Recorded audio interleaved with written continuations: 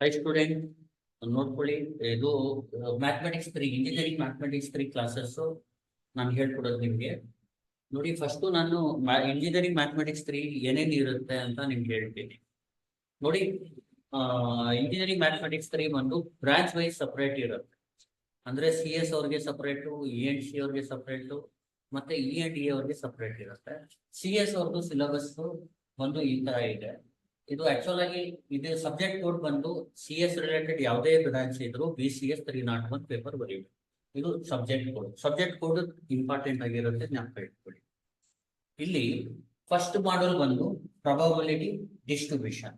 ನೋಡಿ, ಮಾಡ್ಯೂಲ್ 1 ಅಲ್ಲಿ probability distribution ಇರುತ್ತೆ.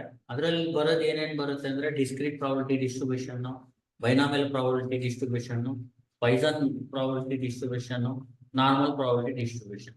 ಅದಕ್ಕೆ ರಿಲೇಟೆಡ್ ಪ್ರಾಬ್ಲಮ್ಸ್ ಬರುತ್ತೆ. ಮತ್ತೆ ನಿಮ್ಗೆ ಮೀನ್ ಅಂಡ್ ಡಿರೈವೇಶನ್ಸ್ ಎರಡು ಇರುತ್ತೆ. ಅದರಲ್ಲಿ mean and standard division of binomial ಮತ್ತೆ ಪಾಯ್ಸನ್ ಡಿಸ್ಟ್ರಿಬ್ಯೂಷನ್ ಡಿರೈವೇಶನ್ ಕೇಳ್ತಾರೆ. ಇಲ್ಲಿ ನೋಡಿ, next module 2 joint probability distribution and Markov chain ಅಂತ ಇರುತ್ತೆ. ನೋಡಿ, ಜಾಯಿಂಟ್ ಪ್ರಾಬಬಿಲಿಟಿ ಡಿಸ್ಟ್ರಿಬ್ಯೂಷನ್ ಬಂದು ಇದರಲ್ಲಿ ವೇರಿಯೇಬಲ್ಸ್ ಬಂದು 2 ಇರುತ್ತೆ. ಅದರಲ್ಲಿ ನಿಮ್ಗೆ ಏನೇನಿರುತ್ತೆ ಅಂದ್ರೆ ವೇರಿಯನ್ಸ್, ಕೋವೇರಿಯನ್ಸ್, ಮತ್ತೆ ಸ್ಟ್ಯಾಂಡರ್ಡ್ ಡಿವಿಯೇಷನ್ಸ್, ಮತ್ತೆ ಕೋರಿಲೇಷನ್ಸ್ ಅದೆಲ್ಲ ಇರುತ್ತೆ. ಇದರಲ್ಲಿ ಮಾರ್ಕೋ ಚೈನ್ ಅಲ್ಲಿ ನಿಮ್ಗೆ ಸ್ಟೊಕ್ಯಾಸ್ಟಿಕ್ ಮ್ಯಾಟ್ರಿಕ್ಸ್, ರೆಗ್ಯುಲರ್ ಸ್ಟೊಕ್ಯಾಸ್ಟಿಕ್ ಮ್ಯಾಟ್ರಿಕ್ಸ್, ಆಮೇಲೆ ಯೂನಿಕ್ ಫಿಕ್ಸೆಡ್ ಪ್ರಾಬಬಿಲಿಟಿ ವೆಕ್ಟರ್, ಅದಕ್ಕೆ ರಿಲೇಟೆಡ್ ಪ್ರಾಬ್ಲಮ್ಸ್ ಗಳಿರುತ್ತೆ. ಸ್ಟೇಟ್ಮೆಂಟ್ ಪ್ರಾಬ್ಲಮ್ಸ್ ಗಳು ಬರುತ್ತೆ. ನೆಕ್ಸ್ಟ್ ಮಾಡ್ಯೂಲ್ 3 ಬಂದು statistical inference 1.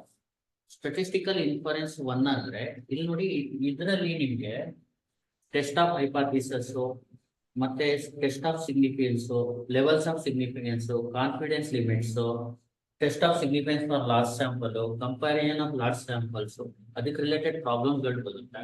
Next statistical module 4 ಬಂದು ಸ್ಟಾಟಿಸ್ಟಿಕಲ್ ಇನ್ಫರೆನ್ಸ್ 2. ನೋಡಿ, ಇದರಲ್ಲಿ ನಿಮ್ಗೆ ಎಗೇನ್ ಚಿ ಸ್ಕ್ವೇರ್ ಡಿಸ್ಟ್ರಿಬ್ಯೂಷನ್ ಬರುತ್ತೆ. ಇದರಲ್ಲಿ ಚಿ ಸ್ಕ್ವೇರ್ ಬರುತ್ತೆ ಡಿಸ್ಟ್ರಿಬ್ಯೂಷನ್, ಮತ್ತೆ ಟಿ ಡಿಸ್ಟ್ರಿಬ್ಯೂಷನ್ ಬರುತ್ತೆ, ಮತ್ತೆ ನಿಮಗೆ ಎಫ್ ಡಿಸ್ಟ್ರಿಬ್ಯೂಷನ್ ಬರುತ್ತೆ, ಜೊತೆಗೆ ಸೆಂಟ್ರಲ್ ಲಿಮಿಟ್ ಥಿಯರಂ ಪ್ರಾಬ್ಲಮ್ಸ್ ಬರುತ್ತೆ. ನೆಕ್ಸ್ಟ್ ಮಾಡ್ಯೂಲ್ 5 ಒಂದು ಡಿಸೈನ್ ಆಫ್ ಎಕ್ಸ್ಪೆರಿಮೆಂಟ್ ಅಂಡ್ ಅನೋವಾ ಅಂತ ಇರುತ್ತೆ. ಇದರಲ್ಲಿ ನಿಮ್ಗೆ 1 ವೇ ಅನೋವಾ ಮತ್ತೆ 2 ವೇ ಅನೋವಾ ಅಂತ ಬರುತ್ತೆ. ಆ ತರ ನೋಡಿ, ಇಷ್ಟು ನೀವು ನೋಡಿ, ಪ್ರತಿಯೊಂದು ಮಾಡ್ಯೂಲ್ಗೂ ನಿಮಗೆ ಕ್ವಶನ್ ಪೇಪರ್ ಅಲ್ಲಿ 20 ಮಾರ್ಕ್ಸ್ ಇರುತ್ತೆ. ಇದರಲ್ಲಿ 20 ಮಾರ್ಕ್ಸ್, ಇದರಲ್ಲಿ 20 ಮಾರ್ಕ್ಸ್, ಇದರಲ್ಲಿ 20 ಮಾರ್ಕ್ಸ್, ಈ ತರ ಇರುತ್ತೆ. ನೀವು ಪ್ರಿಪೇರ್ ಆಗಬೇಕಾಗುತ್ತೆ. ನೆಕ್ಸ್ಟ್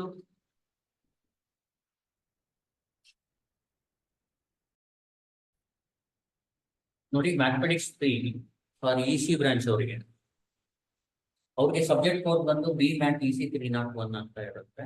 ಸಿಲೆಬಸ್ ನೋಡಿ, ಇದು ಮಾಡ್ಯೂಲ್ 1, ಮಾಡ್ಯೂಲ್ 2, ಮಾಡ್ಯೂಲ್ 3, ಮಾಡ್ಯೂಲ್ 4, 5 ಈ ತರ ಇದೆ. ಮಾಡ್ಯೂಲ್ 1 ಅಲ್ಲಿ 4 year series and practical harmonic analysis.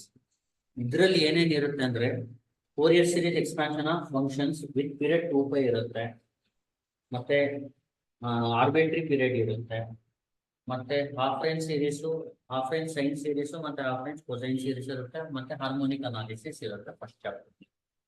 Module 2 ಅಲ್ಲಿ ಇನ್ಫೈನೈಟ್ ಫೋರಿಯರ್ ಟ್ರಾನ್ಸ್ಫಾರ್ಮ್ ಅಲ್ಲಿ ಇನ್ಫೈನೈಟ್ ಫೋರಿಯರ್ ಟ್ರಾನ್ಸ್ಫಾರ್ಮ್ ಅಂತಾನೆ ಇರುತ್ತೆ, ಮತ್ತೆ ಫೋರಿಯರ್ ಕೊಸೈನ್ ಟ್ರಾನ್ಸ್ಫಾರ್ಮ್ ಮತ್ತೆ ಫೋರಿಯರ್ ಸೈನ್ ಟ್ರಾನ್ಸ್ಫಾರ್ಮ್ ಪ್ರಾಬ್ಲಮ್ಸ್ ಇರುತ್ತೆ, ಮತ್ತೆ ಇನ್ವರ್ಸ್ ಫೋರಿಯರ್ ಟ್ರಾನ್ಸ್ಫಾರ್ಮ್ಸ್ ಪ್ರಾಬ್ಲಮ್ಸ್ ಇರುತ್ತೆ, ಮತ್ತೆ ಡಿಸ್ಕ್ರೀಟ್ ಫೋರಿಯರ್ ಟ್ರಾನ್ಸ್ಫಾರ್ಮ್ ಮತ್ತೆ ಫಾಸ್ಟ್ ಫೋರಿಯರ್ ಟ್ರಾನ್ಸ್ಫಾರ್ಮ್ ಪ್ರಾಬ್ಲಮ್ ಇರುತ್ತೆ.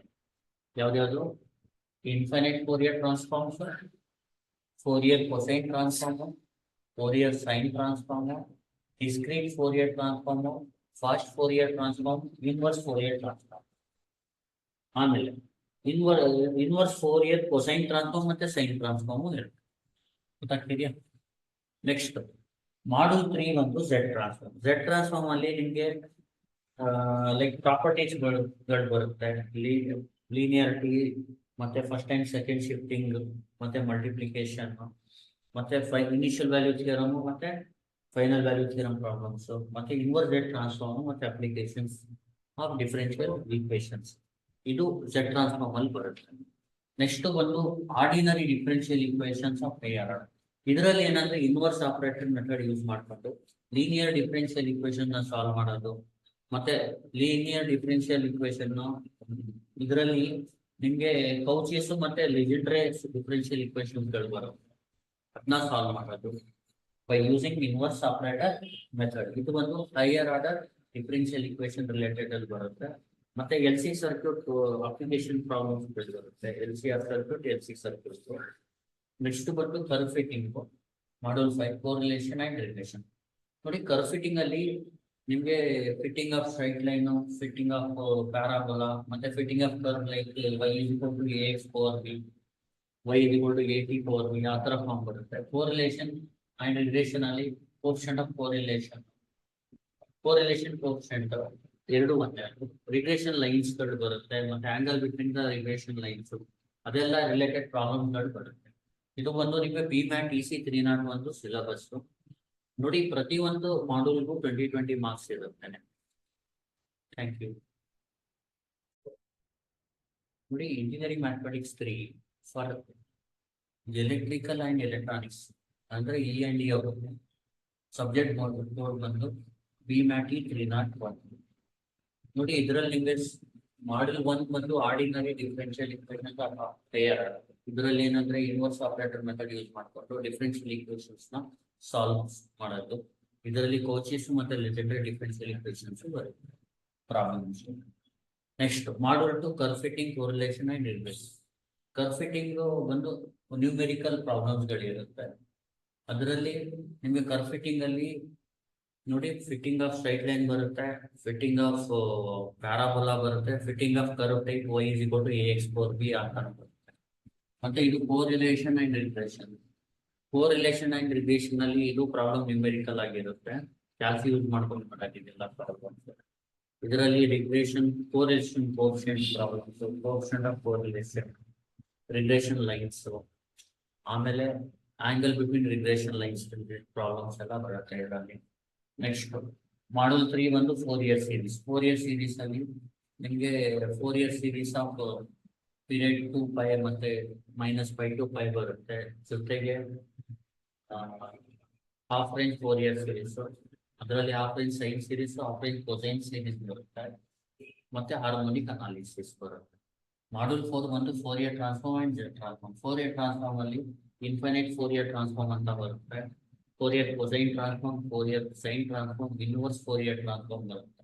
ಜೆಡ್ ಟ್ರಾನ್ಸ್ಫಾರ್ಮ್ ಅಲ್ಲಿ ಪ್ರಾಪರ್ಟೀಸ್ ಬರುತ್ತೆ, ಲೀನಿಯಾರಿಟಿ, ಮತ್ತೆ ಶಿಫ್ಟಿಂಗ್ ರೂಲ್, ಮತ್ತೆ ಇನಿಷಿಯಲ್ ಥಿಯರಮ್, ಮತ್ತೆ ಫೈನಲ್ ವ್ಯಾಲ್ಯೂ ಥಿಯರಮ್, ಮತ್ತೆ ಇನ್ವರ್ಸ್ ಜೆಡ್ ಟ್ರಾನ್ಸ್ಫಾರ್ಮ್ ಇರುತ್ತೆ. ನೆಕ್ಸ್ಟ್ 5th ಬಂದು ಪ್ರಾಬಬಿಲಿಟಿ ಡಿಸ್ಟ್ರಿಬ್ಯೂಷನ್. ಪ್ರಾಬಬಿಲಿಟಿ ಡಿಸ್ಟ್ರಿಬ್ಯೂಷನ್ ಅಲ್ಲಿ ನಿಮಗೆ discrete probability distribution,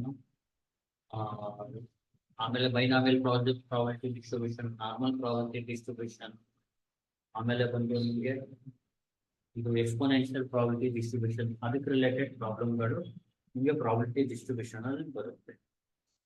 thank you.